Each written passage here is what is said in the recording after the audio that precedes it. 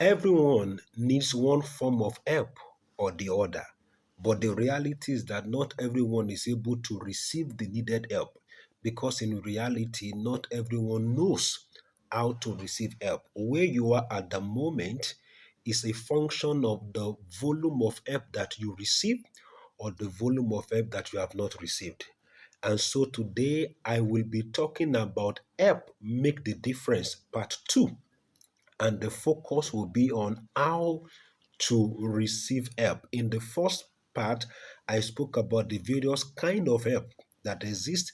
I spoke about the things you need to know to be able to discern the genuinity or otherwise of the help that is being offered to you. So today basically I will be discussing on how to receive help. It's important that you pay attention and you decide to follow the instructions I'm going to be giving in the course of the teaching.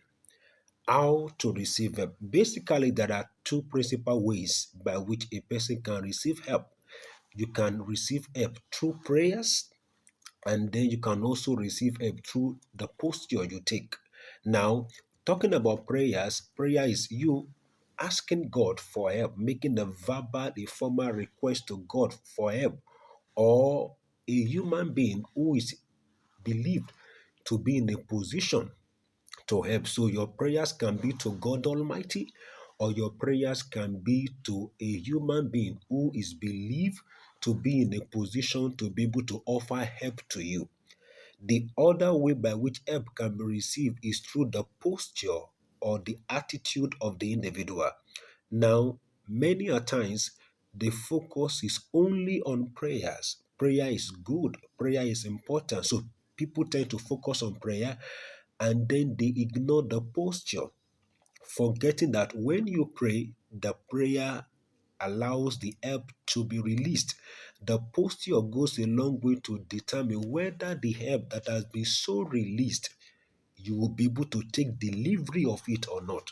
So, how to receive help, my focus today will now be on the posture of the person that needs to receive help. What are those postures you need to assume for you to be able to take delivery of the help that has been released in the place of prayer? There are several of those postures you need to assume, but today I will focus on just a few of them. Now, the number one posture you need to assume to be able to receive help is the posture of humility. And this is because when a person is proud, the person cannot receive. As a matter of fact, the proud individual has two principal enemies among many. He has God, because the Bible said that God resists the proud. So, whenever a person is proud, God is against that individual. The second principal opposition to the proud is human being, because God will not only resist the proud, even fellow human being too will disdain the person because of proud. So the number one posture that you need to assume to be able to get help is humility.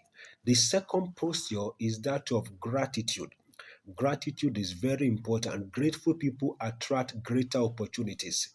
You need to understand that you are not entitled to receive help or assistance from anyone. So, whenever an individual decides out of their benevolence to offer help to you, don't think you are entitled to it. Be generous with your appreciation of what they've done, no matter how small you think it is, no matter how great it is. Let them realize that you are grateful and you make a deliberate effort to verbalize your gratitude. The next posture you need to assume to be able to receive help is the posture of faithfulness. And being faithful implies that you are dependable with little responsibility that are being assigned to you.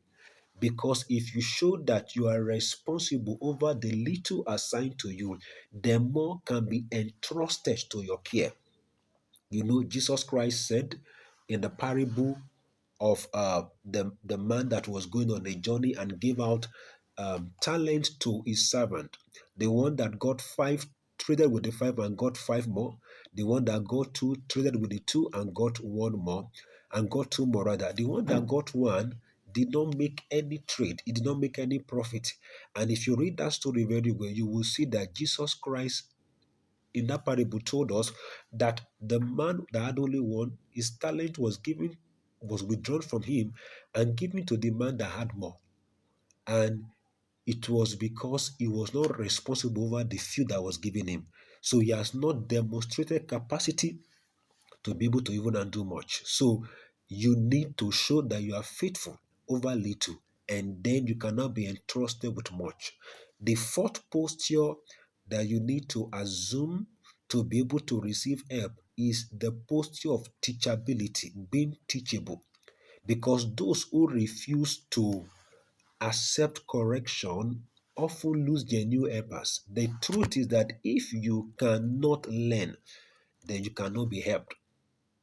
Now, if you are the one who is helping, you need to learn not to become a permanent crutch.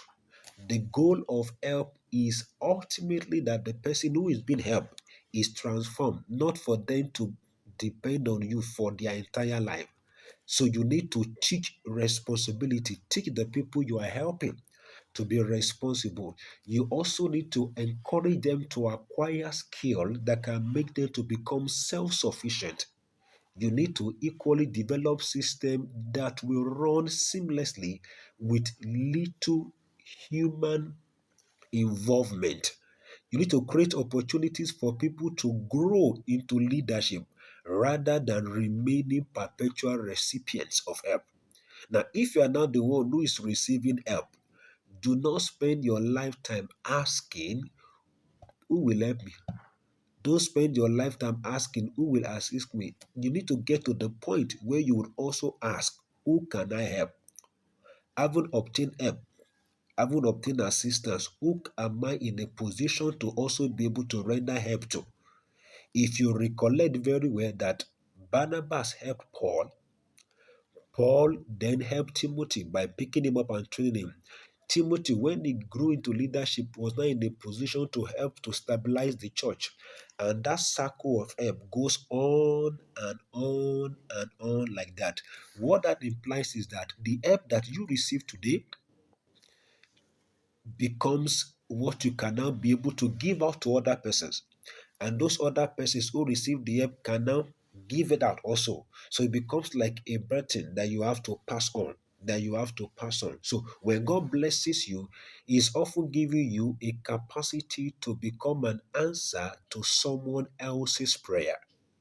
So you need to seek God's help.